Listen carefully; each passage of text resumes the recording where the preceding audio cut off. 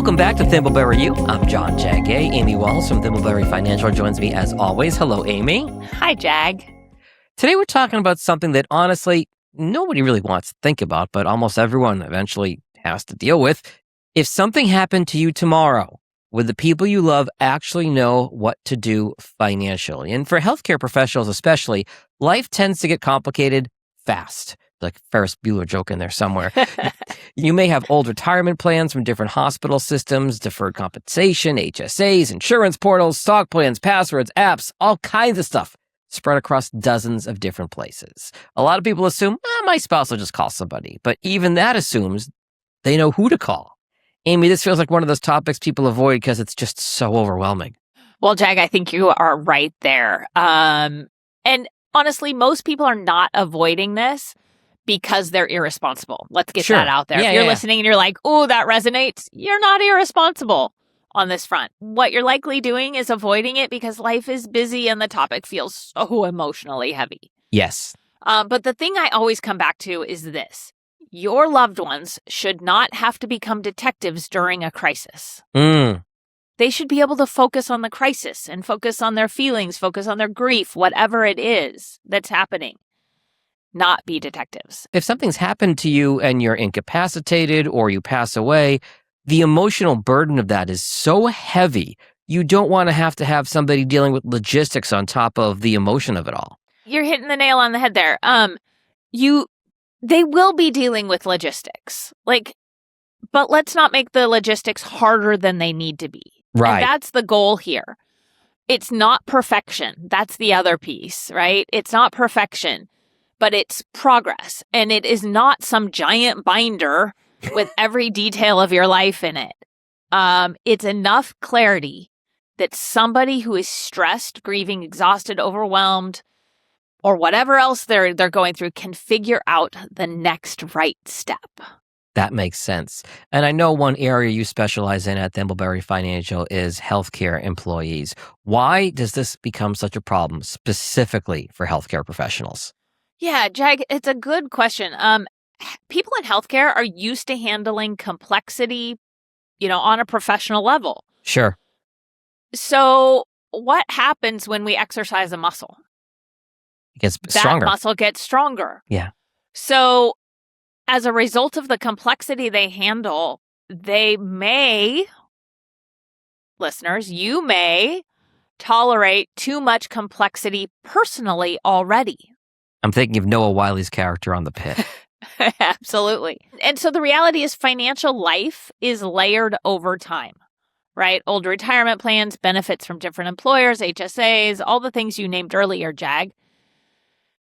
And for a couple, usually one person in the household quietly becomes the, quote, default organizer, end of quote, right?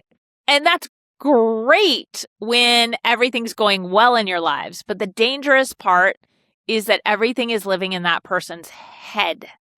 And if that person is not available during the crisis, because maybe it is a health crisis for them, that leaves the other party in a bind, if you will.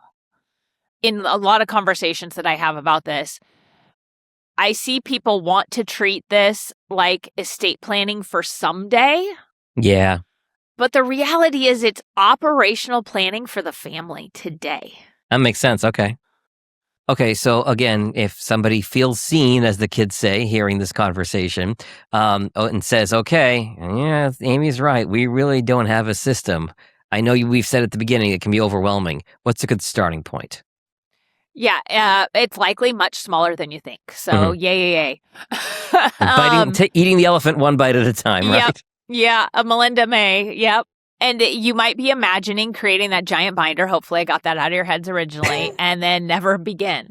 So really what your family needs in this situation is who to call, where things are, and what matters first. Okay, yeah. Okay, if you're going to start somewhere, those are the three things to focus on. It's triage for our healthcare workers. Absolutely, because the biggest priority right now is reducing cognitive load during that crisis. Mm-hmm. And we want to think practically, not perfectly. You're going to probably hear me repeat that a couple times. This is just about practicality to reduce load someone knows where to start. Okay. So important contacts, major accounts, insurance information, health and life. Yep. Also disability wouldn't hurt there. Legal documents, where are they? And then how do the bills get paid? Maybe it's a list of common bills and what's paid automatically out of which accounts. Mm-hmm. Then when you have some more time, some more bandwidth, you can add a password manager with access for whoever would be stepping in, emergency instructions, trusted contacts. I love the password manager app too, because once I got one, and I won't, name any specific brands, but once I got one, my passwords are all encrypted. For my business, I have a million different websites I need to log into for different clients, and having it all in one place where all I've got to do is type in my main password for the password manager and it auto-populates, that is a game changer. Well, here's the other piece of that, and I love that you're bringing this up. Most of the paid password managers have, each one calls it something different, but emergency contacts. So, Jag, if you are in the hospital in a coma, you can, in your password vault, have set a certain time frame, emergency settings, that if you haven't logged in so many days, you have designated someone that it will send access to. Oh, okay. You could give them access in the beginning, or it can be in case of emergency break glass. Yes. Okay. Exactly. So, what we're getting at here is in emergencies, people need the right next steps, not an encyclopedia. I like that. Here's the practical recommendation. A 1-page summary sheet. Mm. And that's not size 5 font. It's not a crib sheet. Got it. Yeah. 1-page summary sheet. Where income comes from, where emergency cash is, who to contact first. Mm-hmm. This is actually a real example. I know somebody who was in the ICU. Kids had been asking for access to how to get to the passwords, and they were all on a password protected file in a password protected Excel document. Mm-hmm. One of them had some quick thinking and said, "We don't have access, but some of this is on Dad's phone." And they grabbed his phone, used, I don't know if it was a fingerprint, probably face at this point, to ensure that they could start to get access to something, because they had no clue. Okay. Because mom had medical issues that she could not deal with this. She was not in a place, and the kids were the only ones who were going to make this happen. Okay. And ultimately, it was really smart. Dad wasn't too pleased when he came to. The kids were really lucky that sibling had thought to do that, because unfortunately, Dad ended up passing. It really saved them a lot of extra challenge on top of the already challenging situation. Well, and you make a really good point there. You said that Dad wasn't pleased, but this is the perfect example of why you need to have a plan or designate folks for it, because you may not want to give folks access, but if you're not around, if those kids hadn't thought to do that with the thumbprint or the eye scan or whatever it was, yeah, like you said, they would have been in a much bigger world of hurt than they already were. Absolutely. It's a sad situation, but such smart thinking. And somewhat related to this, Amy, I can imagine our listeners are thinking, all right, I don't want all this sensitive information sitting around, whether it's on my phone or on a piece of paper. How do you balance security with accessibility? Jag, that concern is very valid, especially while our clients in tech and in healthcare already are very aware of privacy and security risk. Sure. But security and usability are not opposites. Okay. Sticky notes, hidden notebooks, scattered spreadsheets are usually less secure than modern systems. How secure is a password-protected Excel file on a password-protected computer when you're trying to protect your spouse in the event something happens to you? Okay. That security goes so far that who it's intended to protect isn't protected any longer. Yeah. So, as you mentioned, password managers are so important, and they will continue to be. And we especially want to identify ones that have emergency access features, like we talked about, inheritance features, and settings that, let you name somebody who's trusted to you. The other thing is your email account is often the master key to your entire financial life. Yeah. And your phone is the second master. So, like we've alluded to, if someone can't access those, everything else becomes harder. Mm-hmm. So, what I'd say here is just like, my kids at school do fire drills. We want to test emergency access before there's an emergency. Yeah, I like that idea. And if you're listening and you're like, hey, my kids are too little, I don't know who I'd give access to in an emergency, maybe flip the script here and think about, well, what are my aging parents doing? Mm-hmm. Maybe it's a blended family that you have that you're trying to navigate. So there's lots of ways that starting these types of things now can set you up for success later. Amy, we've been doing this podcast for, 6-7 years now, so you probably can anticipate my next question, knowing that my wife is the brains of the operation in my house, and I'm just a happy-go-lucky one. You're the Labrador. I like that. I'm a dog person. I'll go with that analogy. So what about situations where one spouse handles almost everything financially, and the other one, me in this case, doesn't really know that much? It's a really common situation, especially in dual career households. You're pointing to the fact that one person knows the logins, they know the accounts, they know the insurance, the taxes, for our clients in tech, vesting schedules, and just how cash flow works. And you're busy, but the two of you don't make the time to go over this. And you know that Ellen handles it really well. You feel very comfortable with that. So you're like, I don't need to know. And to her credit, I want to say, I don't want to throw her under the bus here. She has tried to get me to sit down, and I'm actually thankful that you're not raking me over the coals for this, Amy, that I should know better after 160 podcasts with you. But I know it's one of those things that I definitely need to spend more time knowing where and how on everything. Well, Jag, I'm guessing you're a lot like most people. It's not Ellen in this case saying, I'll explain it eventually. But what I hear you saying is you're approaching it from the fact of, at some point I'll get there and we'll have time and I'll have the bandwidth to want to understand this. That's exactly it. You hit the nail on the head. Yeah, that can go either way. It can be one person, eventually I'll explain it, or eventually I'll have the bandwidth to actually pay attention to this. Yeah. But it's not a priority now because there isn't a crisis now. And it should be a priority before it's a crisis. I'll say it before you have to. Yes. And the other thing to think about, and our healthcare professionals know this, grief changes how people think and process information. Yes. Even highly capable people struggle during emotional crises, I should say. The thing I'd say is your spouse should not need a finance degree to survive an emergency. Jag, you don't have a finance degree. I have a broadcast journalism degree on that on that wall behind me, which is basically might be as well just be a shiny piece of paper at this point. But you can still be prepared to survive an emergency if something happens to Ellen. Yeah. So one of my favorite practical ideas is regular household CFO meetings. Whether this is monthly check-ins, maybe it's quarterly. Some households say we'll do it annually. I think a little more than that is a good idea.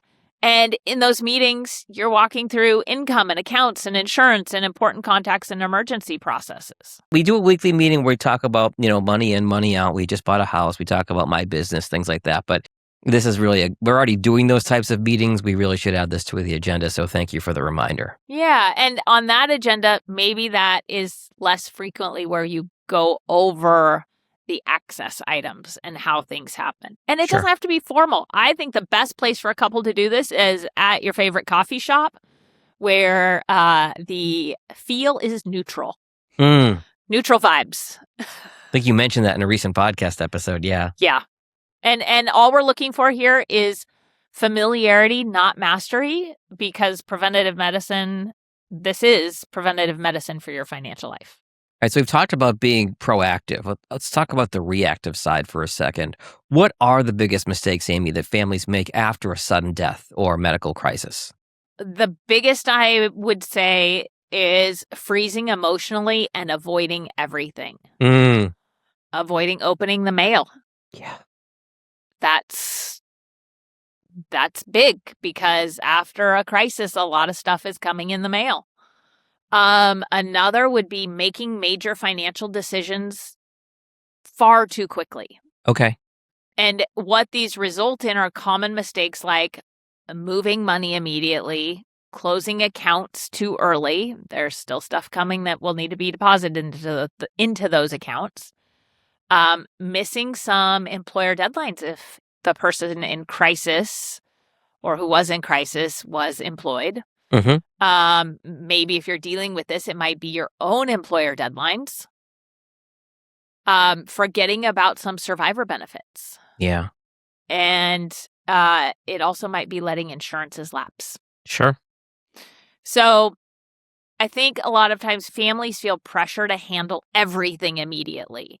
And I think many families have that person who the way they deal with crisis is to get busy doing things, and they may apply pressure to others, even though they're not the person handling it. And if you know you are that person, know that what that might cause the person who is handling the crisis to do is to shut down further and emotionally freeze further. Yeah. So the best intentions don't always have the best consequences. So it's usually better to slow down, stabilize first, and then start to think in phases. 30 days, 60 days, 90 days, the first year. Where do we need to be? What needs to happen financially?